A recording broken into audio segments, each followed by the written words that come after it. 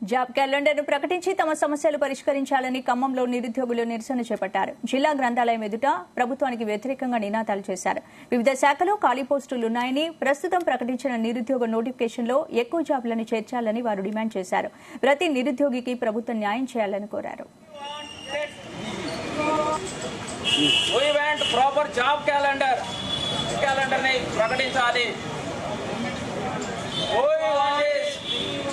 గత 4 రోజులుగా అశోక్ సారు ఏవైతే నిరుద్యోగుల సమస్యల మీద గ్యాదర్ కావడం జరిగింది.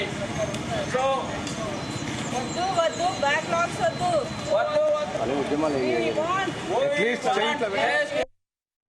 మేము ఈరోజు మా నిరుద్యోగుల సమస్యల గురించి పోరాడుతున్నటువంటి అశోక్ సారు 4 రోజులుగా హంగర్ స్ట్రైక్ చేస్తున్నారు. ఆయనకి సంఘీభావంగా మేము ఈరోజు జత కావడం అనేది జరిగింది.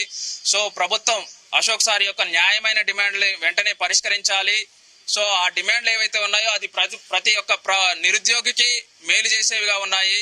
సో గురుకులాసు డిసెండింగ్ ఆర్డర్ ఫాలో కాకపోవడం వల్ల, అవరోహణ క్రమాన్ని ఫాలో కాకపోవడం వల్ల, సో కామన్ ఎగ్జామ్స్ తోటి ఎగ్జామ్లు నిర్వహించడం వల్ల కామన్ పేపర్ల తోటి ఒక్కరికి 3-4 ఉద్యోగాలు వచ్చినాయి. వాళ్ళు 3-4 ఉద్యోగాలు చేయలేరు కదా.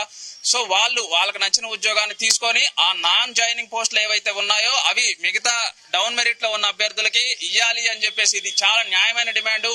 దీంతో పాటు గ్రూప్ 1, 2, 3 పోస్టులను వెంటనే ప్రభుత్వం పెంచాలి అని, సో దాంతో పాటుగా మెగా డిఎస్సి కంటే ముందు టెట్ను నిర్వహించాలి అని, దాంతో పాటు కానిస్టేబుల్ 46 జీవోకు సంబంధించి సవరణలు చేసి ప్రతి ఒక్కరికి నిరుద్యోగికి న్యాయం చేయాలని, సో ప్రాపర్ జాబ్ క్యాలెండర్ తోటి ప్రతి ఒక్కరికి న్యాయం చేయాలని అశోక్ సార్ 4 రోజులుగా దీక్ష చేయడం అనేది జరుగుతుంది. ఆయనకి మద్దతుగా సంఘీభావంగా మేమందరం ఈ రోజు ఇక్కడికి రావడం అనేది జరిగింది. ప్రభుత్వం ఈ న్యాయమైన డిమాండ్లు తీర్చాలి. అశోక్ సార్ వెంట మేము ఉన్నాం, అవసరమైతే మేము కూడా దీక్షలు చేయడానికి రెడీగా ఉన్నామని చెప్పడం అనేది జరుగుతోంది.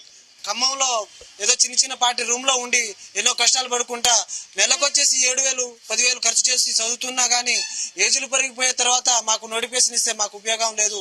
వయో పరిమితి అంటే ఇప్పుడు వయో పరిమితి 46 సంవత్సరాలు చేస్తే ఆ వయో పరిమితి కూడా వాళ్ళు ఆల్రెడీ జాబ్లు చేస్తున్న పంచాయత్ సెక్రటరీలు వాళ్ళు కొంతమంది ఉంటారు, వాళ్ళు కూడా అవకాశాలు వస్తున్నాయి. వాళ్ళు ఇప్పుడు గురుకులా చూసుకుంటే ఒక్కొక్కరికి 3 పోస్టులు 4 పోస్టులు వచ్చినాయి. ఎందుకు దానివల్ల ఉపయోగం ఉందా? చేసేది ఒక పోస్టు బ్యాక్లాక్ వెళ్ళిపోతే మళ్ళీ backlog TSPC board backlog post ఇవ్వడానికి నిరాకరిస్తారు. ఎందుకోసం దయచేసి కాంగ్రెస్ ప్రభుత్వం మన రేవంత్ రెడ్డి గారైనా దయచేసి పోస్టు పెంచి మాకు తొందరగా సకాలంలో